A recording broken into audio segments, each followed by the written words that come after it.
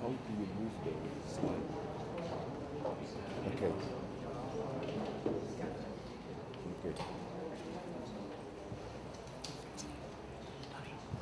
Okay. Comencem? Comencem? Sí, crec que sí. Bona nit, bona tarda a tothom. Benvinguts al primer cicle, diguem-ne, de Tándem de processos creatius. Sí? Puig? No. I think I will switch in English because I want to introduce you Francis Kéré and Toni Cumella, that are our first guests, and Eugenie Bach is our moderator. First of all, I want to then, Eugenie Bach will make the introduction of the two opponents today, but I wanted to explain you a story, a funny story that I think does worth to explain, at least at the beginning. When, together with FIRA Barcelona, when Agustín Cordón, the president, we met at the beginning of, I think, at the end of last year, 2014, we were talking about what we can do in Barcelona, how we can bring in Barcelona a fresh air, let's say, how we can inspire through the work we are doing. FIRA is organizing many ferias. Today, in this week, we have Construmat. Then there is Internet of Things, Smart Cities, Salone Nautico, Alimentaria, and so on. So somehow they inspire because they bring commerce in Barcelona. And we, as a foundation, we are inspiring, let's say, because we try to export knowledge and about contemporary architecture in Europe and outside. And we said that probably what Barcelona needs is to find a place, which is this one, the pavilion, not better places than this one, to bring here like inspirational people, creative people that can explain for the first time maybe, not what they do, because we know the work of Francis Kéré, we know the work on Toni Cumella, and otherwise you can easily check in internet, in Google. But we want to understand how they made the things, the creative process. Yesterday, we were at Construmat and presenting the masterclass of Carlos Ferraté, and he was explaining his story about the construction, 3 hours of masterclass, but he was explaining his professional career through the construction point of view. And he explained that according to him, the creative process is the moment in which you really get very close to the edge of an abyss, in which you really, creativity could be like boldness, wideness, could be a moment in which you don't know maybe where are you going to, maybe you are expose yourself until so far, you don't know where maybe you take a long risk, maybe it's also a synonym of risk, creativity, intellectually of course, but this brings you, this kind of craziness, that brings you maybe to make something original, something different. And that's what we want to maybe inspire all of you here through this kind of, would not say lecture, but intervention of 20 minutes each, and 20 minutes of little bit debate that Eugenie Bach will do. So in total will be 1 hour, it will be recorded, and the idea is that this will be the first tandem according to the Construmat event, and then we will follow this kind of tandem with other creative people, with, according to the schedule of other events, of other ferias. And we think that we would like that each one of us, when we finish at the end of this creative process, we come back in our work at home tonight and we think, wow, I can see maybe my work in different way. We can put this tonight, and with this creative process, maybe it's a way to put in front of our eyes different lens, with different kind of color, and then see the reality in different ways. Maybe it helps in our professional career, in our own work of every day, and also maybe it will inspire us to make something new. So I simply want to thank really super much Agustín Cordón, the president of FIRA this year, for this first step of hopefully longer collaboration.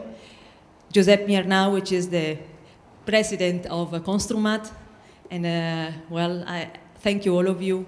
Jaume Domènech also, the director of Construmat, thank you for coming late, but I know there's a lot of traffic. I simply now let the word to Johnny back. Thank you very much, and really enjoy.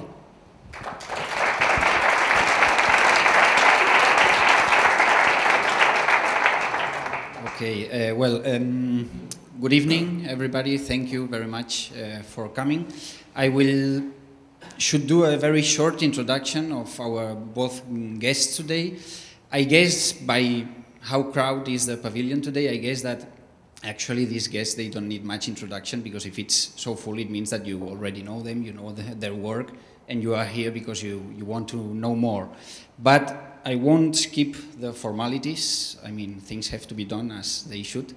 So just very briefly, Toni Cumella, he's a ceramist. Somehow it's not fair to say a ceramist. I would say that he's the ceramist. But anyway, he's the third of a saga, of a generation of ceramists. The third already, and not the last one. There is a fourth generation coming, actually here among us. He studied industrial engineering, and soon he started to work in the industry studio atelier of his father. His father was already a very well-known ceramist in Catalonia. He worked together with many architects. Also with many artists. Actually, in Barcelona, you can find many of his works, industrial works and artistic works in the city. And when Toni Cumella took the place of his father, it was a moment that he decided that maybe he should concentrate his production more into the field of architecture.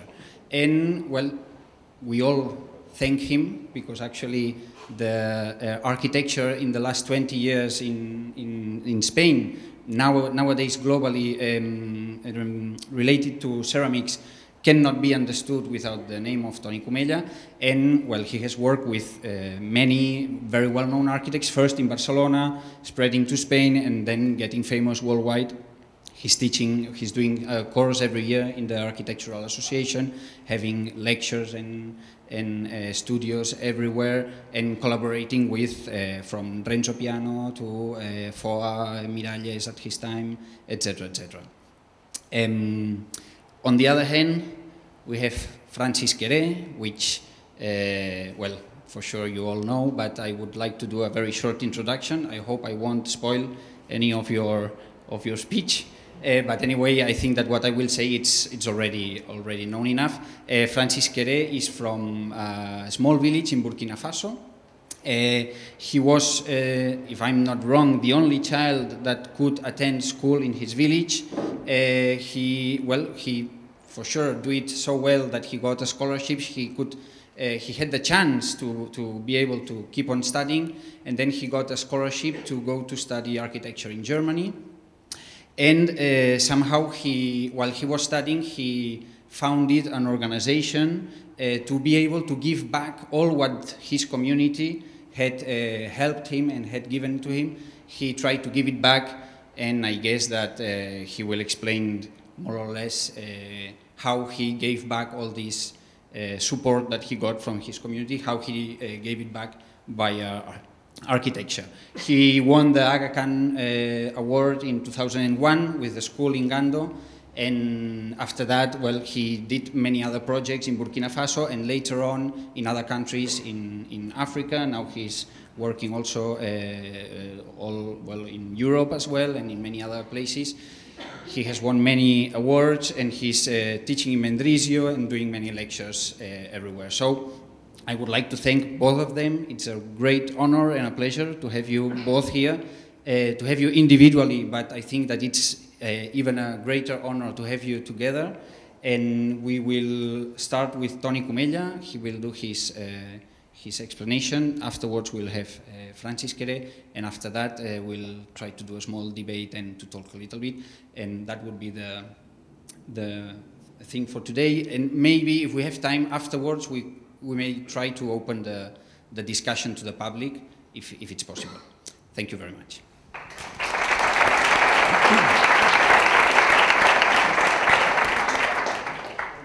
buenas tardes. Gracias a la FIRA y a la Fundación Mies van der Rohe para permitirme estar en este sitio que me impresiona, porque el nombre de Mies van der Rohe está presente siempre en nuestro trabajo, y estar en este lugar para mí es un momento muy emotivo, ¿no?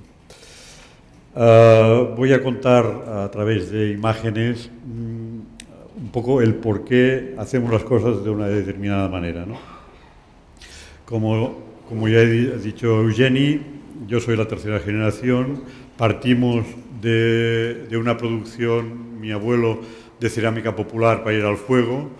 Por lo tanto, partimos de algo artesanal, funcional, muy ubicado en el territorio, que luego, como veremos, a partir de las generaciones hemos ido evolucionando. Esta es la producción que tenía mi abuelo. La forma era absolutamente rigurosa, porque en la cerámica popular, cuando la forma no existe, se pierde el uso, y cuando se pierde el uso, la forma no tiene el sentido que debe tener.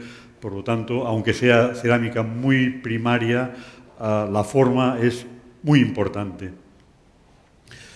La segunda generación, o sea, mi padre, junto con mi tío, siguieron en el oficio familiar, pero mi padre quiso hacer la cerámica personal de pieza única partiendo del oficio familiar. Él empezó trabajando en el taller haciendo ollas y cazuelas para ir al mercado, por lo tanto cogió muy la práctica del torneado para hacer cerámica de muy bajo coste de uso. Esto le permitió dominar muy bien el trabajo de torno, pero yo aprendí de mi padre, aparte del oficio, algo más complejo, que es el que me ha servido luego para apreciar los proyectos que me han llegado, porque a través de su obra personal por mi casa pasaban poetas, escritores, pintores, etcétera, y esto te va entrando por la piel, y al final, cuando te haces mayor, te das cuenta de que ves las cosas por otro prisma. Esto me ha condicionado enormemente en cómo saber interpretar los proyectos con grandes arquitectos que afortunadamente luego he tenido contacto, ¿no? Las exposiciones de mi padre siempre habían estado montadas por arquitectos, en este caso Fargas y Tous, en la Galería Sida de Barcelona, pero ya había este contacto entre arquitectura y cerámica, que para mí no ha sido nunca nuevo, este contacto con la arquitectura. En el año 66, en una exposición en Zúrich, podíamos ver cómo una exposición podía ser completamente contemporánea, con un aspecto absolutamente moderno, podía ser una exposición actual, y es una exposición en Zúrich del año 66, en el Kunstgewerbe de Zúrich. Estuvo invitado a la última documenta de Kassel en el año 2012, con piezas que coincidían en los años que había empezado la documenta. Fue un invitado especial. Tuvo, como digo, estos contactos con grandes arquitectos, Alberto Sartoris, Gideon, Kuno Maekava, etc. Y yo proseguí en este taller familiar cuando falleció, dedicándome a la producción de cerámica para arquitectura. Esto es una frase que a mí me sirve mucho, porque es verdad que el oficio y la artesanía nos condiciona como si tuviéramos un poco el síndrome de Estocolmo del propio oficio. Nos satisface, nos orgullece, y puede ser que aguantemos cosas que no aguantaríamos si no tuviéramos este amor por el propio oficio, ¿no? Y otro condicionante que tenemos es que, evidentemente, en una empresa actualmente el I+D no se puede prescindir, pero a mí me gusta mucho que esté la T delante de tradición propia o tradición geográfica del lugar. Yo creo que esto nos hace sobrevivir a a los retos de la globalización, etc. Hemos conocido la obra del modernismo catalán al restaurar el Parc Güell de Gaudí. Hicimos 21 blancos distintos, o la obra más manual con la que Gaudí realizó con la colaboración de Jujol. Hemos restaurado el Hospital de Sant Pau. Otro tipo de restauración de una obra mucho más moderna es la restauración de la Ricarda de Bonet Castellana, aquí en Barcelona. O un proyecto que no hemos realizado gracias a un referéndum popular. Aquí nos cuesta mucho hacer un referéndum y en Suiza no cuesta nada. Hicimos este mock-up para la cubierta del nuevo Parlamento de Lausanne, con una reinterpretación de la teja tradicional suiza, pero al ser un edificio que estaba en el medio de la catedral y del castillo de Lausanne, creíamos que era importante dar una mayor presencia a una teja que estaba en relación con los colores, evidentemente, de los dos edificios importantes, que esto lo hicimos con Esteve Bonell. Bueno, son más condicionantes. Esta obra muy efímera, muy estricta, muy minimal, que es una pieza cuadrada con un agujero redondo, ya fue esta una colaboración todavía de mi padre con Javier Busquets cuando hizo el Colegio de Arquitectos de Barcelona, y aquí empezó ya la producción un poco seriada dedicada a la arquitectura, que yo luego aproveché o continué. Nuestra producción ha ido siempre relacionada un poco con la Mediterránea. La celosía es una pieza que se comporta muy bien y que se ha redescubierto los últimos años por cuestiones climáticas, de sostenibilidad, etcétera, para hacer una doble piel, para hacer sombra, y es unas formas que nos han acompañado casi siempre en la producción que hemos tenido. Aprovecho esta imagen para hablar de que para mí fue importante cuando falleció mi padre tener contacto con el estudio PER de arquitectura, que me permitió creer que yo me podía ganar la vida haciendo cerámica para arquitectura, ¿no? El estudio PER estaba constituido por Cristian Sirisi, Pep Bonet, Lluís Clotet, Òscar Tusquets, Enrique Stigman, etc. Vamos viendo ejemplos de celosías de la casa de Enric Soria, de Josep Maria Botey. Un prototipo hecho con pachimangado de una pieza extrusionada que no necesita de elementos de sujeción, o una celosía que sirve para separar este proyecto es en Sant Feliu de Llobregat. En este solar donde hay la plaza había una fábrica que se derrumbó. En esta pared de la fábrica se habían ido yuxtaponiendo las casas, que cuando se tiró la fábrica quedaron al descubierto todo el detrás de las casas. Entonces esta celosía se hizo para cubrir y respetar la transparencia, el paso del aire, etc. O sea, la celosía siempre va siendo un elemento común en nuestra producción.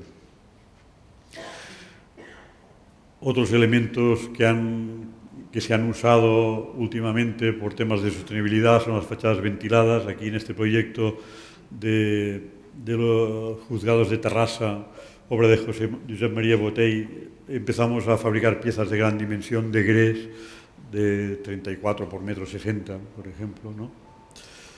Siempre hemos utilizado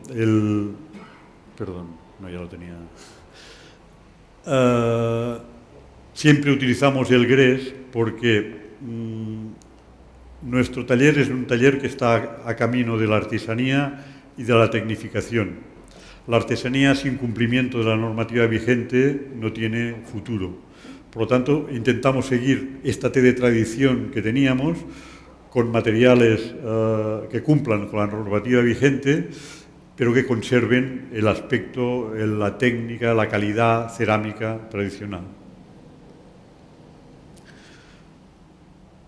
Esto es una fachada esmaltada manualmente, por ejemplo, ¿no? Otro punto importante para nuestra producción fue el contacto con Enric Miralles. Me gusta contar estos proyectos porque cada proyecto condiciona la forma en que yo me enfrento a un reto. A mí me cuesta muchísimo crear sin un objetivo claro.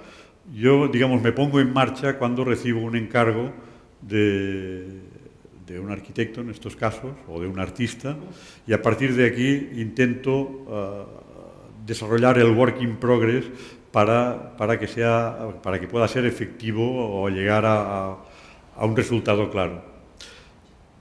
El contacto con Enric Miralles fue un paso muy importante en que se nos conociera y en ver otro tipo de arquitectura.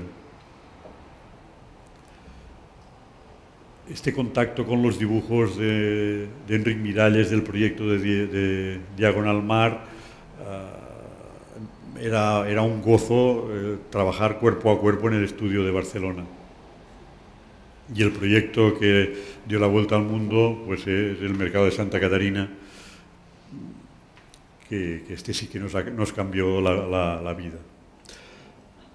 Son importantes estos proyectos por este trabajo, esta relación de trabajo cromático, por ejemplo, en este caso, en el que usamos 67 colores distintos y que al final lo que estás trabajando es cómo dialogan unos colores con otros, esa interrelación entre los diversos colores, ¿no? Perdón. Esta es una imagen que se ve pocas veces, porque desde la calle no se ve, pero el Google Earth o los drones. El otro día recibí una imagen hecha con un dron de la cubierta de Santa Catarina. Si con Enric Miralles o Benedetta habíamos estado trabajando conjuntamente, diariamente, cuerpo a cuerpo en el estudio, luego este proyecto con FOA, con Alejandro Zaera y Fashid Mushabi, que tenían estudio en Londres, trabajamos todo el proyecto a través de Internet. Ahora parece una tontería, pero en el 2004 no era tan fácil. Yo conocí a Zaera un año después de haberse inaugurado el pabellón de... Sí. Bueno, estos son los procesos de fabricación. Este proyecto con Pachi Mangado, lo que debíamos resaltar es que la cerámica pareciera cerámica. En estos momentos de grandes producciones, todos los aspectos tienden al plástico y una de las leyes que tenemos para la cerámica siempre tiene que parecer cerámica. Otros usos de la cerámica es esta relectura de la obra de Hudson de Sydney, obra de Nieto Sobejano, que es este prefabricado de la cerámica incorporada a un módulo de hormigón. El juego de la luz con esmaltes brillantes mates. O una cosa que aprendimos cuando realizamos la restauración del Parc Güell es el uso de distintos blancos. En el Parc Güell de Gaudí utilizamos 21 blancos distintos. Aquí hay 7 solo, pero para dar una calidez a esta fachada, con la celosía, jugar con la luz. Seguimos produciendo piezas especiales manualmente para solucionar una esquina de un edificio. Y aquí es donde empieza la cuarta generación, mi hijo que está aquí, o sea, mi abuelo hacía cerámica popular, mi padre obra personal, yo arquitectura, él no sé qué hará, de momento hace arquitectura. Y este es un proyecto interesante porque unió la manualidad, la artesanía, con la digitalización. Fue el primer contacto que tuvimos con lo digital. A partir de formas creadas digitalmente, usábamos la plasticidad de la arcilla para adaptarla encima y crear formas. Y es una forma de repetir formas orgánicas de una forma repetida, sistemática. hemos hecho colaboraciones con artistas. Este contacto con el mundo del arte nos va bien porque es una educación para la gente que trabaja conmigo, porque la pieza de arte es una pieza que se observa a poca distancia y enseña a tocar, a proceder con la cerámica en una pieza que se ve lejos, que la tratas como si fuera una pieza de arte. Esto es con Federica Amat, la entrada del Teatre Lliure de Gràcia, o l'Hotel Lola Villa Laietana, un proyecto que hicimos en Taipei. Y esto nos ha llevado a tener contacto con arquitectos, como en este caso con Renzo Piano, que ha sido un gusto trabajar con él, porque estuvimos estudiando la luz, cómo reflexaba la imagen, distintos esmaltes, y cuando hicimos un mock-up para el estudio suyo en Génova, estuvimos más tiempo hablando de qué sombra producía la cerámica sobre el fondo que de la propia cerámica, ¿no? O sea, estos conceptos enriquecen y sirven para ir evolucionando. Ahora estamos en este proyecto en Lisboa, de un estudio de Amanda Levete de Londres, trabajos. Esta será la fachada, este es un mock-up. El mimetismo de las piezas, el uso de la digitalización, ya produciendo moldes sin modelo, fresando directamente a partir de planos de CAD. Nada, y finalmente una faceta nuestra ha sido el contacto, otra fase, el contacto con la Architectural Association en Londres, que hacemos workshops en nuestro taller y que sirve para ensanchar esta relación con el mundo de la arquitectura. Muy bien. Muchas gracias.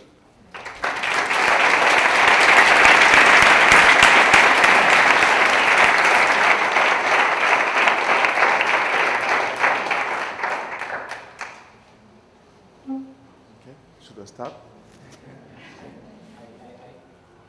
Working? No, yeah, I will just remind you, I'm sorry about the time. Okay. We were just sharp with Tony. Okay. I'm sorry, but I have this not very nice paper here, but So nice position. it's coming? Okay. Yeah. I have to say thank you for inviting me. Time is precious, and I remind names so fast, but believe me, I will ever remind your faces. It is an honor for me, for sure, to be here today. Creative process, beyond building, and to be honest, I don't know what this is, but something is sure. I am like him. You've been working on stuff, and you have the passion and the enthusiasm to share with people. So we often forget the time. Today I will do my best. And creativity has to deal with original. That is my origin. So I'm coming from Burkina Faso, and whatever you do, you are connected to something. You are connected to the roof, like a tree. So connected to the ground, through the roof and the trunk.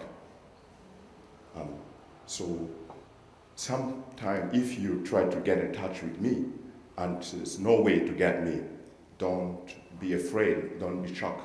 It is because this roof is always calling me back. And what I'm doing is to be between these two worlds. The reason why I'm here today is because that seemed to work. But believe me, you will discover through my struggle about project that it is like always starting new. So for sure that this, it's happened 8 days ago.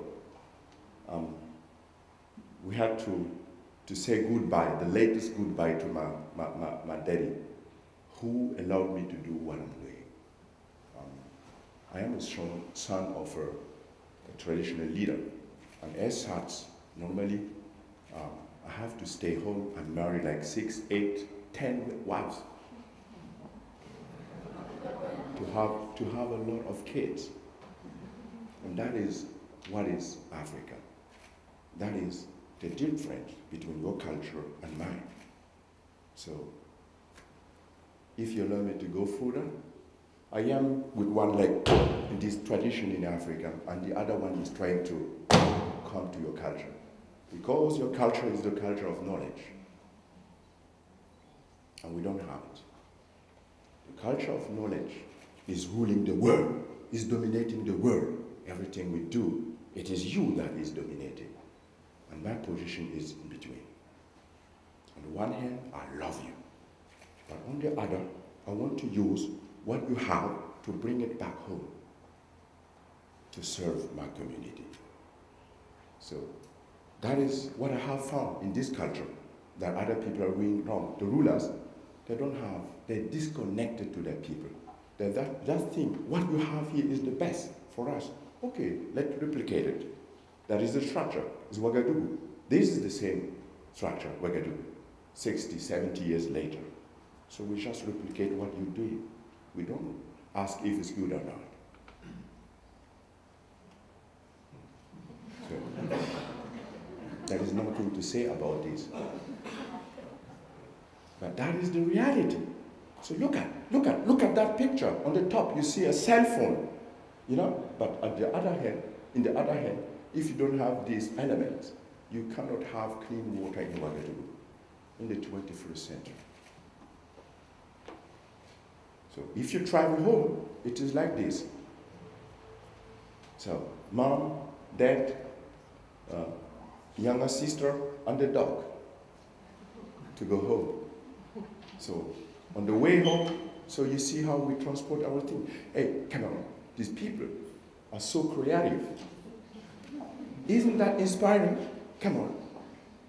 So what do you struggle here about how you transport animals? But we don't care, we let the cow breathe, you know, having a wonderful view. And what you don't see is on the top. I see you have 3 bicycles and a guy that has no space inside. So traveling together, it's good. All of these are the sources for my inspiration. I came to Berlin, everything is well organized. I go back to Burkina Faso, there is no organization. It just works. People just build in villages like this. It's looking beautiful. But don't think that somebody sat on paper and tried to see what composition it has to be or what color it has to be. It's just happening. People gather, take what they found from the nature and just do it. So, but the nature is working with us. The nature is an element of creativity. Okay. A house on the countryside, the same house, you need to fix it every year. So somebody was clever to say, wow, these people are making advertisement. So on things that are falling down, okay, let's put it on the building. So, and the Chinese guy came and said, oh wow, this African love this color. Okay, let's put the entire compound with our color. People love it, we can have more advertisement. By the way, that is how Chinese work. They just arrive and they spread. So long time ago, it was you. Now they're Chinese. So for me, all of this is source of inspiration because it's warning me. So you take sometimes things without thinking about it, what consequences it is. But take it because you can't change the world. Some need it because they need to be protected. I have another inspiration. I can say to you, this leg, being in your world, that is Miss van der Rohe, Landhaus Lemke in Berlin. I was given to document this building. But look at in the background, this big house. And then this simple, very fine house. Why can I not learn from this and then to use it for Burkina Faso? You understand? Nobody will ask me about proportion. But people will be happy if I use this and it's 10 many rainy seasons using mud. And not waiting to read all the books and do something, or complaining why I am poor. So, and there is another inspiration, again, in my culture. This is in Timbuktu. Look at how people just build it themselves, you know? but it needs to be fixed every year. So that is not the solution I really want, but part of it, the people. So I went back to Gando, my home village, and say, oh, I am smart. I want to work with the community. Why it's smart? It helps me save money. I don't need to pay. It is smart. People will protect it. They're part of it, they will care for it. It is a long process, but it is a great one. So we start. Down women, you see the long queue. The old people. We bring the stone down, and then we can make basement. So, I mean, it sounds very easy, but believe me, it's not easy. You come to say to this community, let's build a school made out of clay.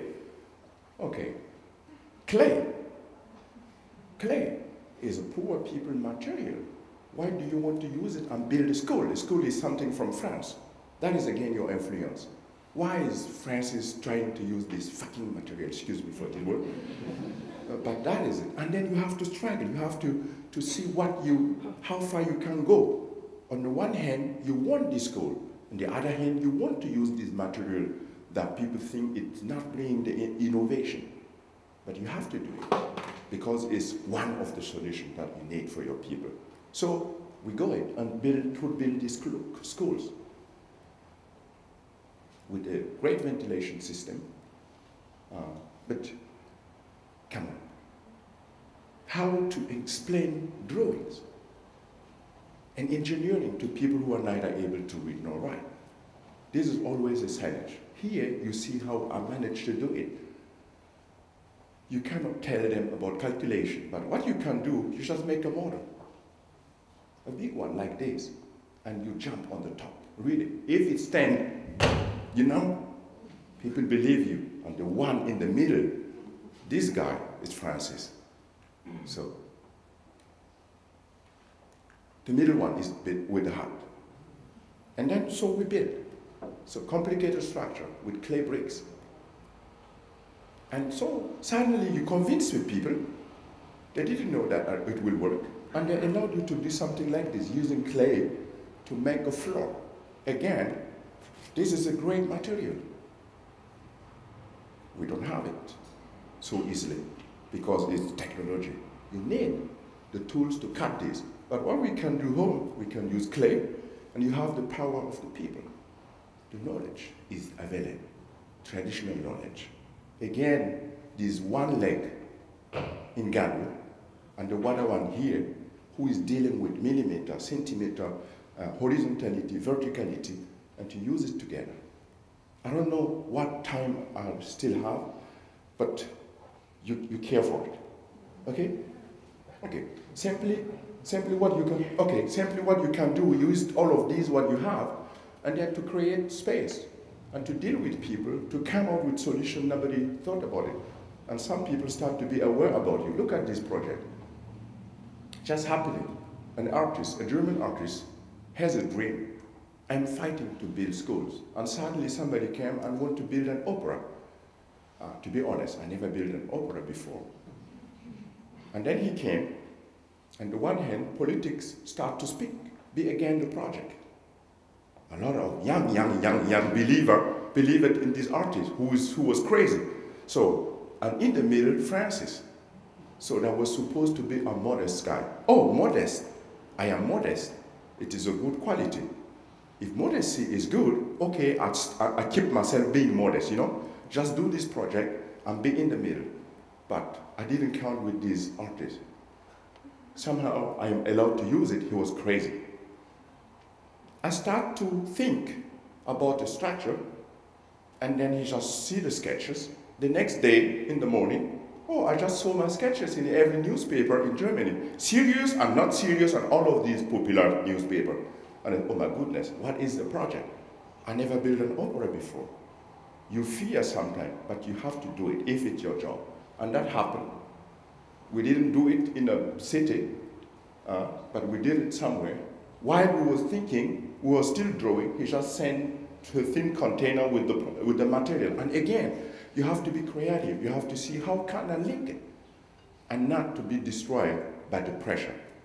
And then we just designed a prototype.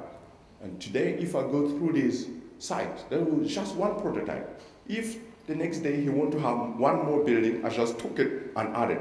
At the end, I explained him, you know, I am making a experiment. It is endless growth. You can't add whatever you want, it will grow endless. And he was happy with it. I said, okay, we can go so. And this is so an impression about what it is today. Here again, is the opera village itself is supposed to be on top. Down is a nursery. We was walking, he just said to me, you know, Francis, I want you just to design a place where I can be fixed together when I collapse from making a scene, so people should fix me there. And I was thinking, why? How can I design it? There is no plan, there is no program. Okay, he wanted to be in the place, lying down, sitting down, and looking to the nature. So I created holes, start to design holes, windows that are open. You can use them everywhere. So just to create this. And we did it. We started to put it. While we was doing this, he died. So he will never be able to look out. But if you're there, you have a structure that is useful. So I couldn't be again, but I just took the chance by the hand, saying, oh, I was trained to be an architect. An architect has to deal with problems like you said, you need this challenge, and you did it very fast. Some project coming out of this. You have colors. And that is Africa. Please look at this lady. Look at this gentleman with a clean stuff made from China, plastic maybe from China. Look at the colors. And look at this. My people just make it. I create frames and people play with it. You start to complain, but you realize that it is part of the project. So take it, it is the best. Then you got the people be part of the project. So you add some element and kids are playing around. You never thought this possible, but it happened. You have to go and do it. Don't lay back and cry saying it's impossible. Because suddenly, I woke up and I found myself in Germany. I had to give a lecture. And they asked me, Francis, we are planning to do a competition to convert a baroque. And what kind of role do you want to play in? Francis, the modest guy, building in Gando, and is being part of this big, huge structure. Okay, I said, I don't know, but I'm an architect. I don't want to be in the jury, but I want to participate. I want to compete. And I designed this area, a big bridge, crossing a highway, connecting a forest to the city, creating a green corridor through a park. And everybody was shocked. Even my partner, you are so naive. You will never win the competition in Germany. No, we won the competition. And then the struggle started, look at it. So we wanted to have 3 hollows, a big bridge. Now it isn't. And suddenly, the city asked us to design a city tower. So it is a job. You start to do it, you put yourself in, trying to find another solution that nobody thought about it before, and then you are in the train, it is running. So some are coming like this, installation in London. I'm building with Martin Burkina. What should I do in London? But it's exposure. London is an industrial city, so let's use plastic. Dreaming to give them warm feeling. Look at this lady sitting almost naked. So let them dream. But what can you do if you work with people in Africa, if you work in the Western world? That is something that I try to do. We create this structure, and I ask the people to complete the structure. The visitor start to build it up. We put at the beginning a lot of boxes with straw, and people start to create this. At the end, I was forced to limit the number of straw you have to use to build it. It will crash. But it was a great experience. So, now time is over. Okay, good. So, another experience. I was in the office, and I got a call from Vitra. We're coming to visit you in your office. So, Nora came to the office with Miguel from Campa. oh, Francis, we want you to design a shop on the Vitra Design Center. I have to tell you, a couple of weeks ago, some of my office was talking about Campa, that we working with Mirales, great architect. I said, wow, this is great. We will never do something like this. I said it to myself. But then suddenly I got a call from these people, and I said, who? Vitra? Who? Campa? They came to the office. They leave us. And I leave them. I went to Burkina, Saturday. Sunday, I was on the way to my tradition. I got a call from Dominic, Francis, you have to come back. Vitra wants you to come to visit the site. You will build this shop. The story I'm telling you is, okay, it will open in 8 weeks. And I said, huh? A shop for Vitra and Campa in 8 weeks? I have no idea. I never built a shop. Okay, but they tried to talk about Africa. Oh, I said, okay, let's use color. The thing is, we come with the design, which is colorful. And then we had a conference. And they started to say, oh, wow, it's good, it's nice, it's Africa, it's like a bazaar, whatever. At the end, Nora just said, but I think it is too loud. We already waste 10 days to design this. And you have to think again what to do. You struggle, and the client just call you and say, but Francis, what about the model you show us in your office? So nicely done. I say, oh yes, it was the project. And that is the model. And now we're building this shop. So you have to react. You never know how it works. And believe me, if you think I did it well, I am just cooking like using normal water to cook. It is about going, looking what you can do, and then look at the precision, so these people are able to. Okay. I would like to end, bringing you back to Ghana. It's about creativity. We struggle to use material. Often we don't have any choice. So something that we have in Ghana is this clay pot. I wanted to create openings on the ceiling, but without using metal or whatever. So I just took this, and we cut it on the side. It is made to use and to keep water and cereals. So, but I took it, I started to cut. And people were thinking again, wow, he's crazy. But we believe in him. He always behaved like that. And great things are happening. So, I'm free to handle. Look at what we do. We create a sort of industrial production, destroying pots. We're putting them on the roof. And look at the people. That is what we're doing. Very simple. So always looking to say, hey, it is a beginning again, and a chance to achieve something, even in economical crisis situation. So I hope I was able to bring you to Africa and back to Europe. Thank you very much.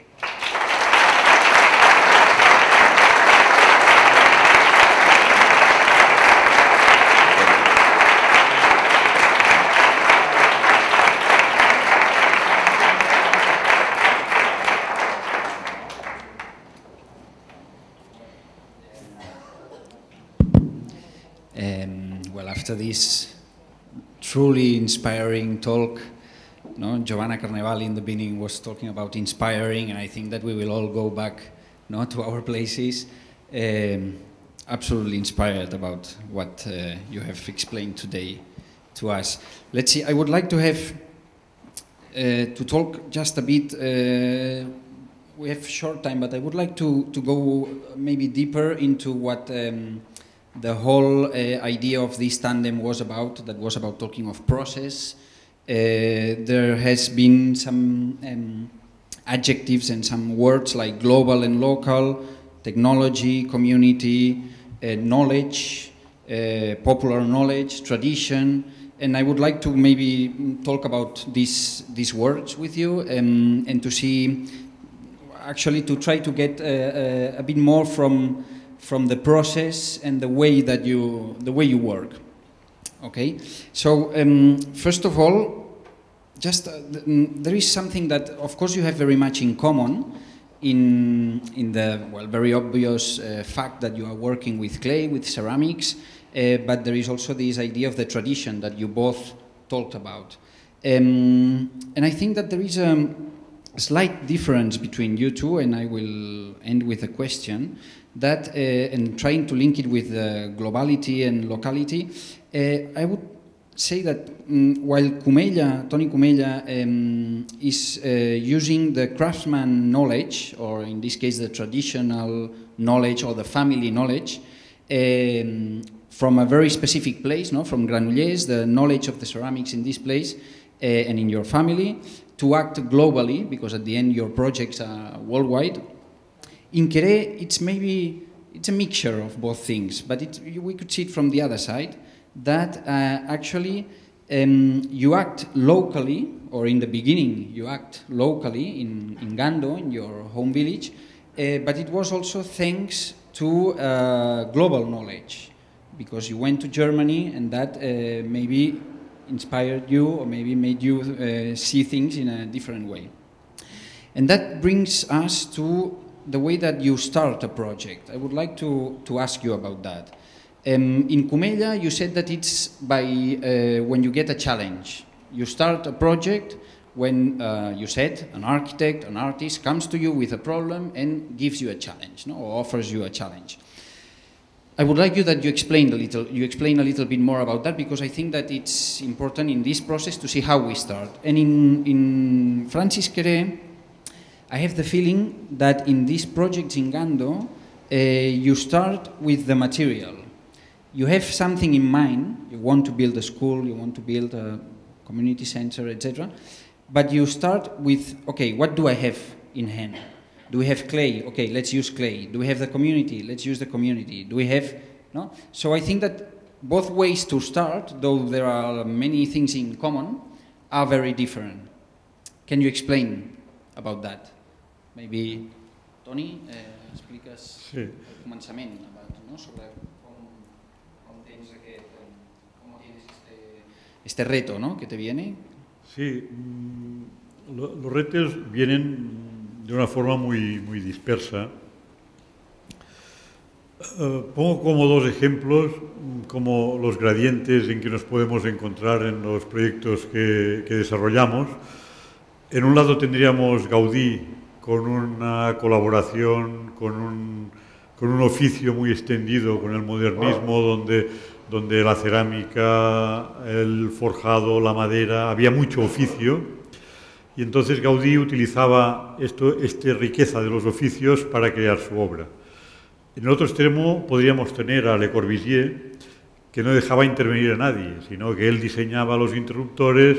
En Roncham hizo las puertas de la iglesia con esmaltes, con pigmentos, y aquí no intervenía nadie que no fuera él. Por lo tanto, dentro de este gradiente es donde nos movemos. Desde una anécdota que Miralles me decía, él sabía muy bien lo que quería, pero decía, ¿qué vamos a hacer aquí? ¿No? Él sabía muy bien lo que quería, pero te decía, ¿aquí qué vamos a hacer? ¿No? A otros proyectos que te vienen totalmente dados y organizados y tienes poco margen.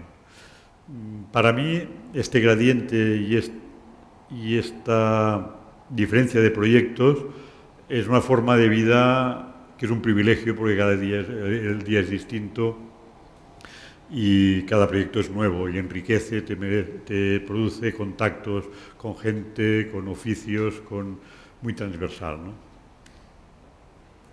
Okay. Your case, Francis, is it that you think, okay, what do I have in hand, what can I use, and how can I get the most of it, or besides that there are also other things that are in your mind when you start a project? I think, so starting the project in Burkina was just to fit a need. There was a need. There was a need of building a school. There was a need to give back to the community what I have to do living in Burkina, and I couldn't because I was away. But so if you talk about the Western world and Africa, you see that architecture is at the very beginning. But I think for me it was important just to take the material you have the most, the natural material you have, and just use it in the way that people can see the cycles. So it is clay, it has been modified, giving a little cement. It is not a mystery, you understand? And then you create something that evokes emotion, that people love because they're part of it. And that is why always I start with the material. Somehow, if you think about the economy, if you have so many stuff, if you are free to use whatever you want, it's not necessarily bringing the quality for the people. I just reduced this work of looking what can I use, because it is available. How can I use what is available, and how to just create building that will later be cared for by the people. People will care for it because they know where the material is coming. And I guess,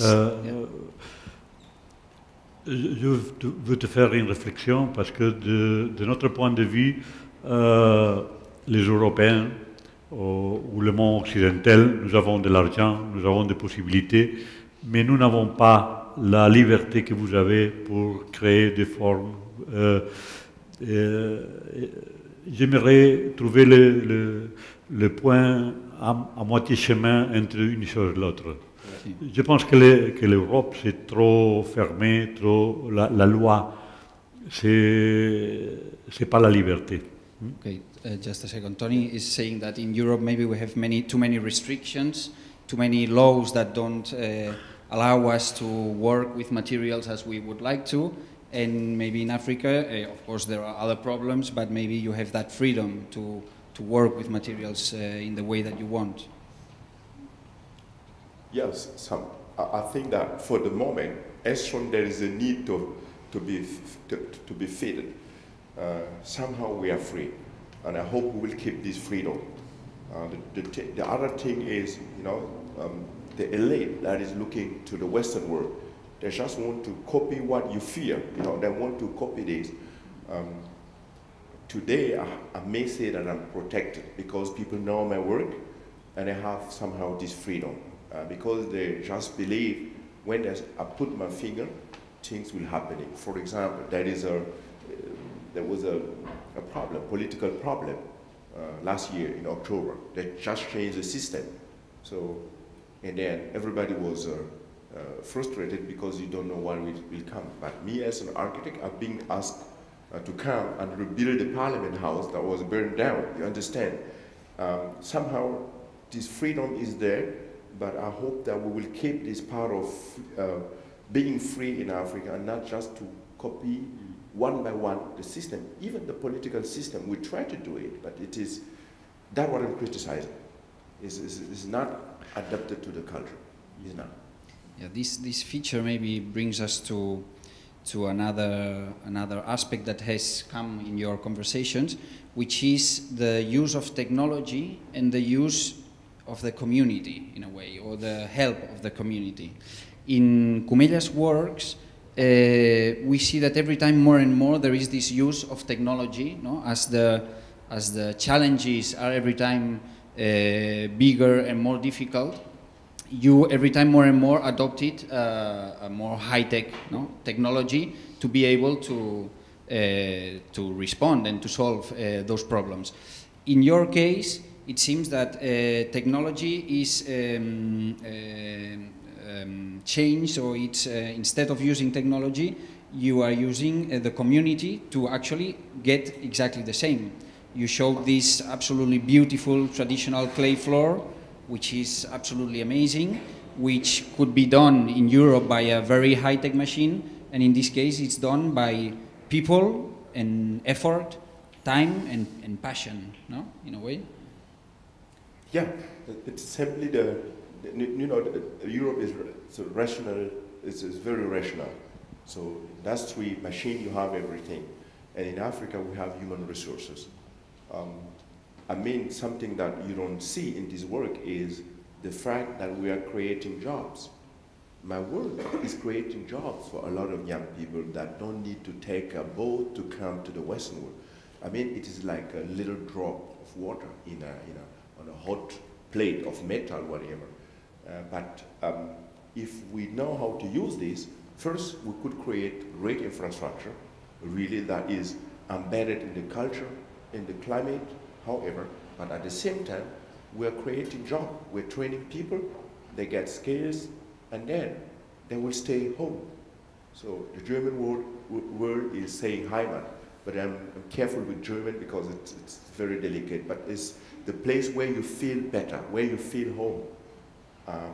You know, not to be political, but if we happen to keep these people home, coming there with creativity and helping them, so we will solve one problem that we have. It is an African problem, but it's coming more and more here. And in your case, Tony, about the use of technology, can you explain how you are using it? Es que el uso de la tecnología para nosotros es una artimaña. Yo creo que debemos utilizar la tecnología porque, vuelvo con el mundo occidental, el precio-tiempo es demasiado elevado. Y como no tenemos tiempo, porque el tiempo es caro, debemos utilizar la tecnología para llegar a objetivos de resolución, de work in progress de los proyectos. Hay, no sé si es bien cierto, pero la anécdota que me contaban en Marruecos, que decía que los suizos tenían los relojes, pero en Marruecos tenían el tiempo. ¿No? Pues un poco es esta imagen, ¿no? Debemos de utilizar nuevas tecnologías para ir rápidos y estamos siempre con esta lucha del fast food y el low food. Como imagen en la producción cerámica también, en los hornos continuos de producción rápida, que los esmaltes no tienen ni tiempo de correr, y yo soy partidario del low food, evidentemente. Sí, but you also have explained sometimes that you use technology, but you don't want to achieve the absolute perfection. That no, we have talked sometimes about the way of getting imperfection in your pieces, so that, no, what you said, that they don't look like plastic. ¿No? A mí siempre tengo como un objetivo que es la artesanía japonesa, que es este brutalismo perfectamente dejado, ¿no? Que no hay un paso de relamer una terminación de la artesanía, que es el concepto por encima del acabado, ¿no? Para mí este es un límite muy difícil de lograr, porque yo creo que en Japón es algo ancestral que lo tiene asumido, pero para mí es una finalidad, ¿no?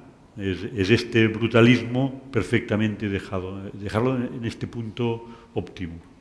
Sí, it's also about showing manuality, no? Even if the piece is made at the end with some robot or some very high-tech machine.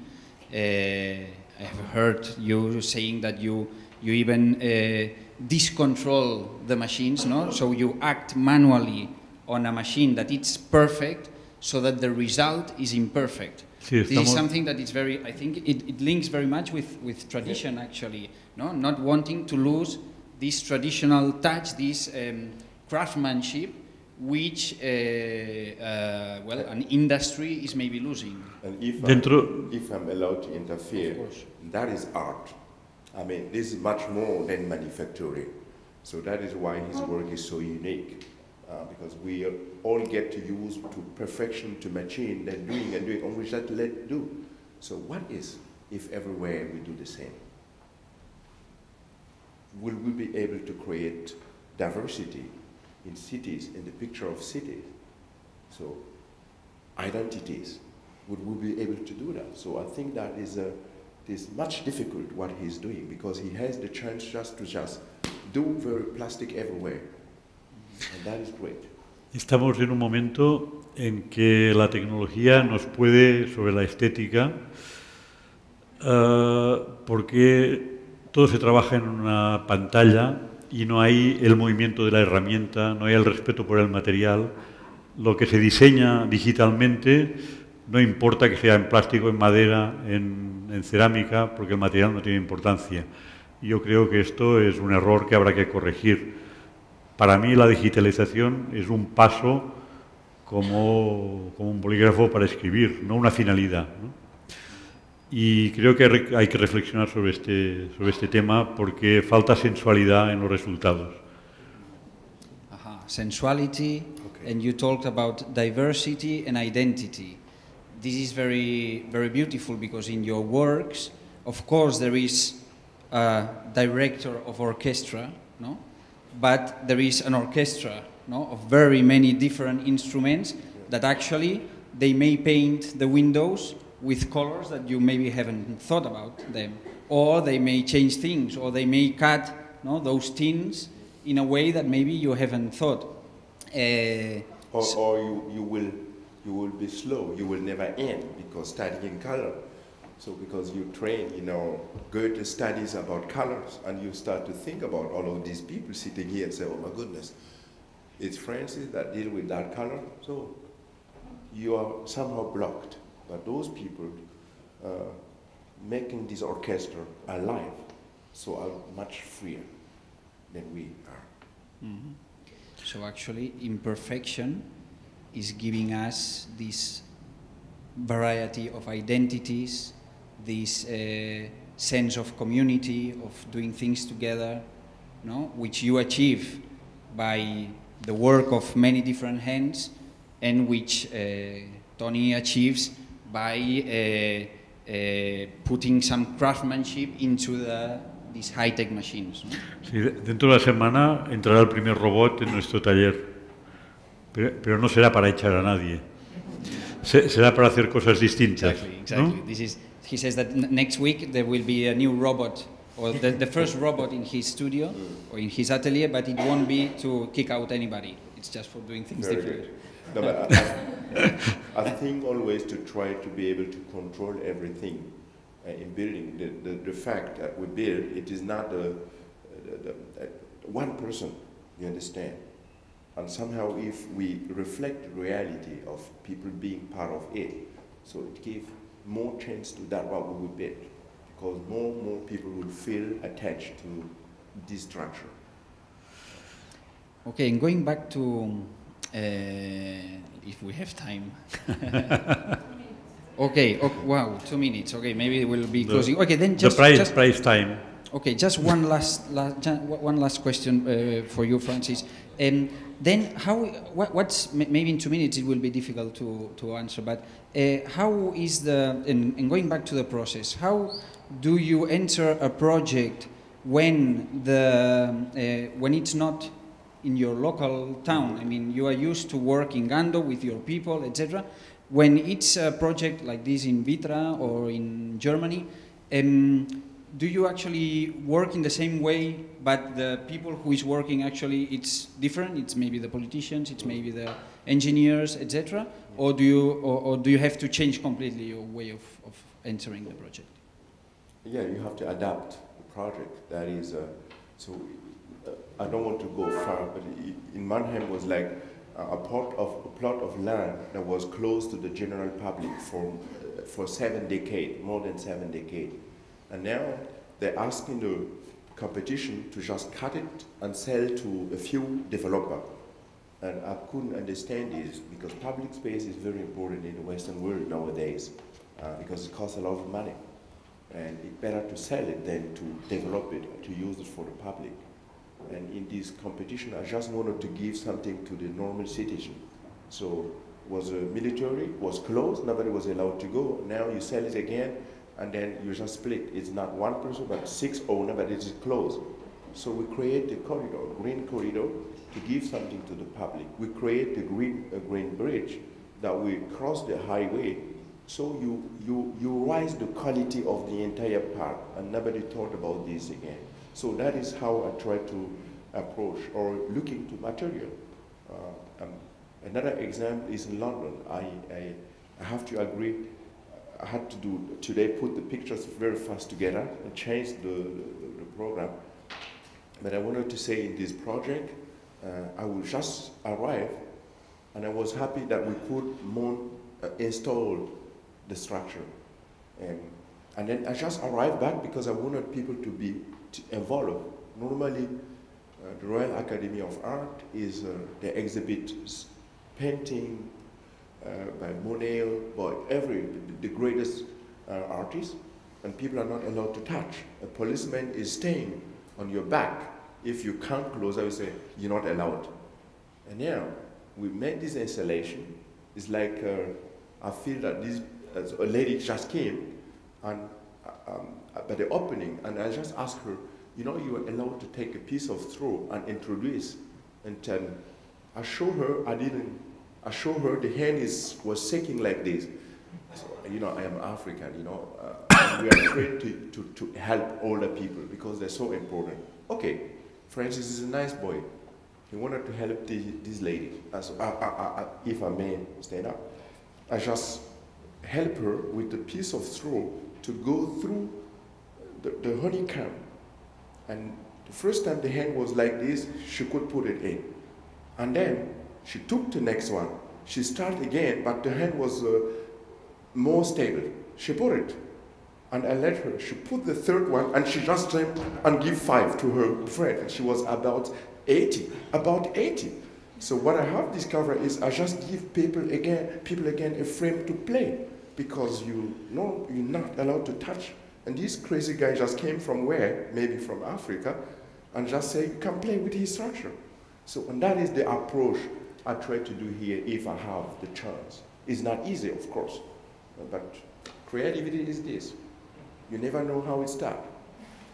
But what you should not do is to give up. If you give up, you lose at the beginning. So, if it's not working in Barcelona, try to start in Burkina Faso. Hey, come on, it will bring you back home. Believe me. It's hard, but it is reality. Or go to Berlin.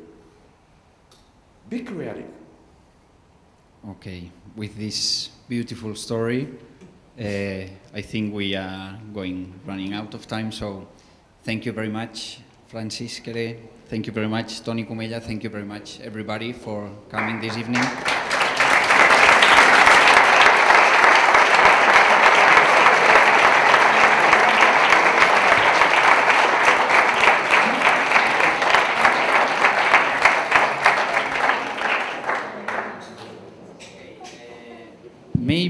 Maybe off the record we have, yeah, Joan. We have 5 minutes maybe for some, if somebody wants to do a question to our guests, just feel free. We don't have much time, but it will be very much welcome. I'm sure that they will be willing to answer your questions.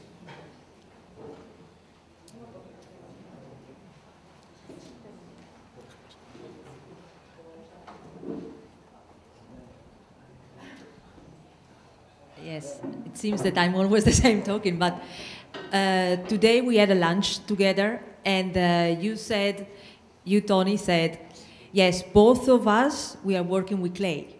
The only things that differentiate between Toni and Francis is the fire. One is cooked and the other one is not. Yes. And exactly is the one we choose them because they are working extremely ways. But then, I mean, the approach, I mean, if you look at these holes, and then it could be like some products that you have done also. But clay and water, yes. Clay and water, yes. Then the fire is fire. Something.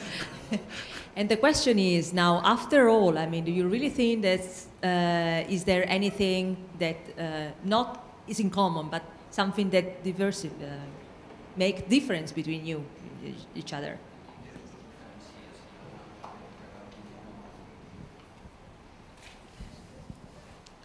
Bueno, nos diferencia, no sé, es tan enorme lo que he visto de diferencia. Aquí es muy difícil. Yo creo que la parte social es muy distinta. Para Francis, organizar una comunidad y hacer un pavimento al son de la música para lograr como un estucado veneciano en el suelo de una calidad fantástica, solamente controlando la granulometría capa por capa con la agua y el pisar, el prensar al ritmo de la música, esto para mí es inaudito, ¿no? Pero en cambio, esto que decía que vamos a utilizar un robot para diversificar las piezas, lo vamos a hacer también a través de la música. O sea, vamos a coger un parámetro musical para intervenir piezas cerámicas. la música puede ser común y puede ser común la forma de ver las cosas, la forma de interpretar, pero se resuelven de maneras muy distintas, ¿no? Pero en cambio, conceptualmente, sí que tenemos cosas en común de saber ver, saber utilizar lo que tenemos cerca, ¿no? What about you, Francis? I mean, what he says is great, but I just see this sensitivity in what we do. So we work with the material you can touch, you know, the sense of touching and try again to model is evident. In his case, thanks to machine, he can scale it easily. He can go deeper. It is like close to technology somehow. And it might still remain in the stage of handcraft, of manufacturing. But it's like he is in the process. He has a level that is high in terms of efficiency, and we are on the way. But we do the same. Mais le travail pour faire le sol, c'est aussi la technologie. Oui. C'est la technologie humaine, mais c'est la technologie aussi. Voilà. For doing that clay floor, you are using also technology. It's the human technology, but it is. And music is like it's music. It's you see the people drumming, and people are getting in trance. The time, the beat, with the beat of the music, people become one. The strongest and the weakest one has the same beat. So it makes the floor flat. It is it is almost a spirituality, if we can call it like this, because I don't do that much. I organize and they just make it. But with technology, you can do this differently. You know, you put a lot of technique, you can do the same. But that is the power of community that keep the people together, which is important in societies where you don't have insurance, where you don't have health insurance, when you don't have accident insurance, when you don't have head pain insurance, but you have the community. So. Okay, if nobody dares to ask, we can continue, maybe in a more private way. There is something to drink and something to eat, and we can continue this to enjoy these two great artists, architects that we have here. Thank you very much.